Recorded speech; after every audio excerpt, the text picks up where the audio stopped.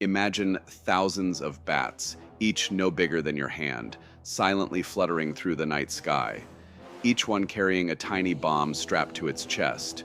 Moments later, fire. Entire neighborhoods engulfed in flames, with no warning, no sirens, and no enemy planes in sight. It sounds like science fiction, but it was very real, and in 1942, the US military almost made it happen. When the COVID-19 pandemic struck, bats quickly found themselves in the global spotlight, blamed, studied, and feared as possible carriers of dangerous coronaviruses. But this isn't the first time bats were seen as powerful and potentially destructive agents on a world stage. Nearly 80 years ago, during the height of World War II, the US military saw bats not as disease vectors, but as an ingenious delivery system for destruction. This strange chapter in history involved napalm-laced bats, secret military testing, and a rogue dentist with an idea so wild, it nearly became one of America's deadliest weapons. This is the true story of Project X-Ray, the US military's top-secret plan to win the war with fire-starting bats. The idea came from the most unlikely source. Not a general, not a scientist, but a dentist, Dr. Lytle S. Adams of Irwin, Pennsylvania. A passionate tinkerer and part-time inventor, Adams had just returned from a visit to Carlsbad Caverns in New Mexico, home to millions of bats.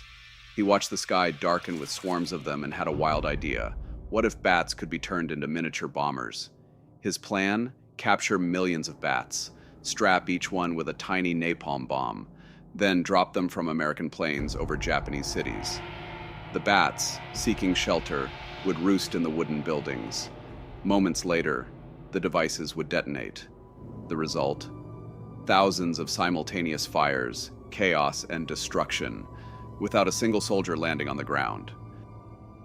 In early 1942, Adams wrote a letter directly to President Franklin D. Roosevelt.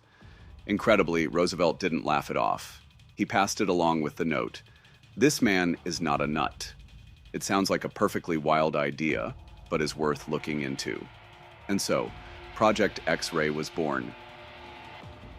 Adams assembled a team that looked more like the cast of a heist movie than a military project. There was Jack von Blucher, a mammalogist, a young movie actor turned pilot, Tim Holt, a lobster fisherman, a former gangster who claimed he once worked for Al Capone, and two high school students, one of whom, Jack Kufer, would later write the definitive book about the project.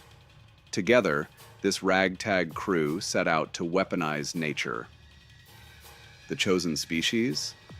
The Mexican free-tailed bat, tiny, agile, and abundant. Millions lived in Texas and New Mexico. The challenge? These bats had to survive transport, sleep through high-altitude flights, then wake at just the right moment to dive into enemy buildings. To carry their fiery cargo, they were fitted with napalm-filled capsules about the size of a forefinger. These were glued to the bats' chests. Yes, glued. And how did they store thousands of these living weapons? Inside a 5-foot-long bomb canister, shaped like a cluster bomb, holding over 1,000 bats in small trays. When dropped from 5,000 feet, a parachute would deploy, the casing would break apart, and the bats would scatter, ready to roost and destroy. In theory, it was genius. In practice, things got messy. Early tests were held at Muroc Lake, California, and later at Carlsbad, New Mexico. Thousands of bats were chilled into hibernation and loaded into carriers. But nature doesn't always follow orders. Some bats didn't wake. Others flew off, never to return.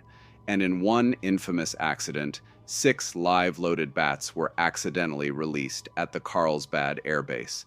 The base caught fire. Bad news for the Air Force. Good news for proving the concept worked. Dr. Thfieser, the inventor of napalm, joined the team and calculated that a single bat bomb could cause up to 4,800 fires, compared to just 400 from traditional incendiary bombs. This wasn't just a curiosity, it was a serious weapon. And the Navy took notice.